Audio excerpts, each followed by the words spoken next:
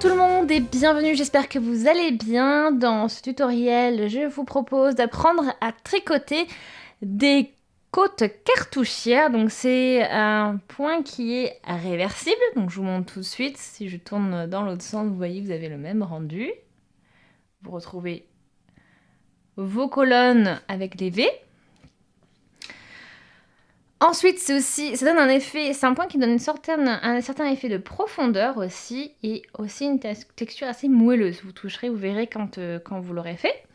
Donc c'est un point vraiment sympa qui peut s'utiliser sur plusieurs types de projets, et puis aussi ça peut vous faire surtout des bordures en bas de vos gilets par exemple, ou de vos pulls, ou au niveau des manches.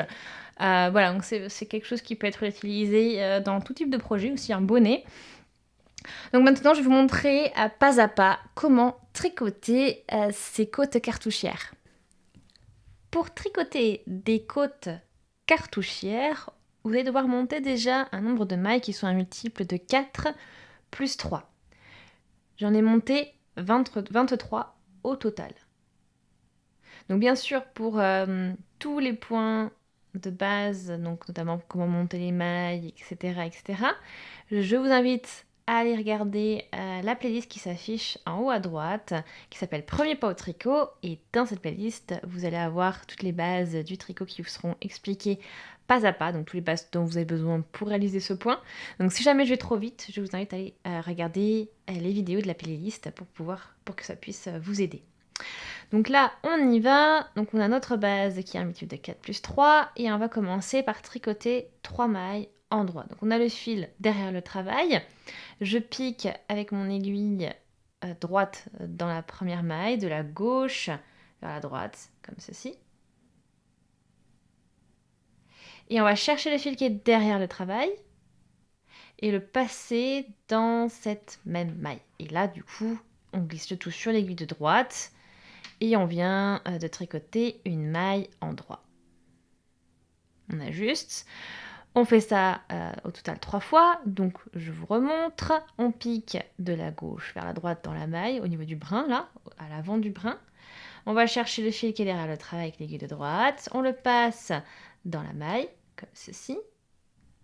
Et on glisse le tout sur l'aiguille de droite. Encore une fois, on pique de la gauche vers la droite. On va chercher le fil qui est derrière le travail et on glisse le tout sur l'aiguille de droite. Ok, donc là, j'ai au total 3 mailles qui ont été tricotées. Donc 3 mailles en droit. On passe le fil devant le travail. Et là, je vais glisser la maille suivante, comme si je la tricotais, comme si c'était une maille envers. Donc c'est pour ça que je pique de la droite à la gauche, comme ceci. Je file devant le travail, je glisse le tout sur mon aiguille de droite. Et après, je repasse le fil derrière le travail et je tricote 3 mailles à nouveau. Donc 3 mailles en droit. Donc,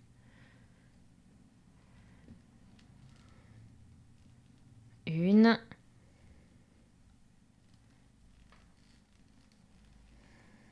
deux et 3.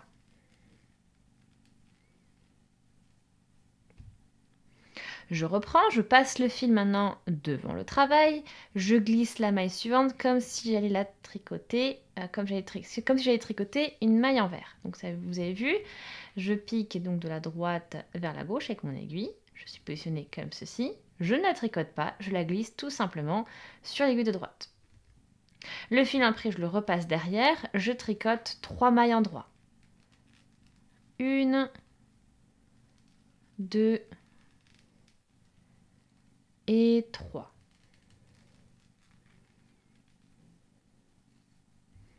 Je repasse le fil devant le travail. Je glisse la maille suivante comme si je tricotais une maille envers. Je repasse le fil derrière le travail et 3 mailles en droit. Donc je vous laisse répéter ça, ce schéma-là, jusqu'à la fin du rang.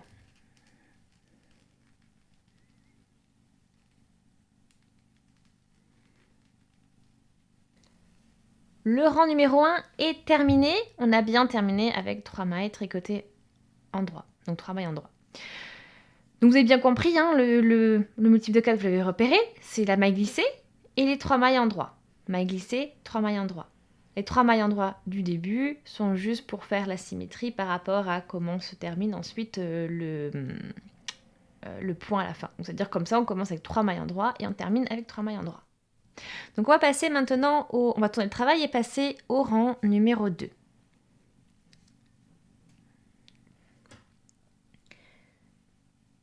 Pour ce rang numéro 2, on va créer comme un petit décalage. Donc on va tricoter la première maille. Donc on va tricoter une maille endroit pour cette première maille.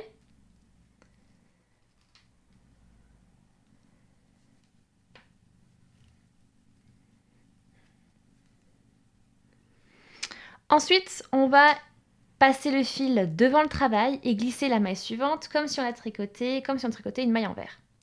Donc pour cela, on pique avec l'aiguille de droite, comme je vous montrais tout à l'heure, de la droite vers la gauche.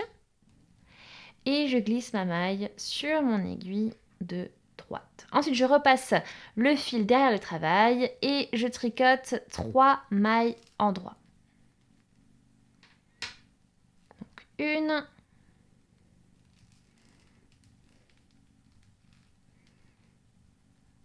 2 et 3. Je repasse les fils devant le travail, donc vous reconnaissez le schéma. On glisse la maille suivante comme si on tricotait une maille envers. Je repasse le fil derrière le travail, et puis 3 mailles endroits. Donc 1, 2 et 3. Donc je vous laisse répéter ce schéma tout le long du rang jusqu'à ce qu'il vous reste plus que 2 mailles à la fin, donc sur l'aiguille de gauche. Donc ces 2 mailles-là. Je vous retrouve à ce niveau-là. Vous avez vu, de toute façon, le schéma répété, c'est le même que tout à l'heure, c'est-à-dire la maille glissée et 3 mailles endroits. Il me reste 2 mailles sur l'aiguille de gauche. Et donc, comme je vous l'ai dit, on se retrouve à ce niveau-là. Et je vais vous montrer donc comment procéder. Ce qu'on va faire, rien de vraiment nouveau. On va juste passer le fil devant. On glisse la maille comme si on tricotait une maille envers. On repasse le fil derrière le travail et on tricote la dernière maille endroit. Donc on tricote une maille endroit. Voilà pour le rang numéro 2. Et ce point est assez classique, assez simple au final, parce que vous allez en fait juste devoir répéter ces 2 rangs. Donc je vous laisse répéter les 2 rangs jusqu'à une certaine hauteur, de manière à vous exercer et aussi progressivement voir l'aperçu et le rendu avoir un aperçu du point et voir le rendu qu'il donne.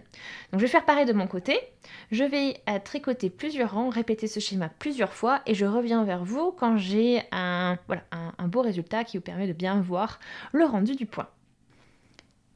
Et voilà le rendu que vous obtenez après avoir tricoté plusieurs rangs. Vous avez un bel aperçu de vos côtes cartouchières. Donc, vous voyez, vous avez ces colonnes avec les V qui sont bien mises en avant par rapport au reste. Vous avez un effet aussi un peu moelleux quand vous touchez. Donc j'espère vraiment que cet effet, ce rendu vous plaît, que ce point vous plaît, que les explications étaient suffisamment claires, que vous avez passé un bon moment à le tricoter.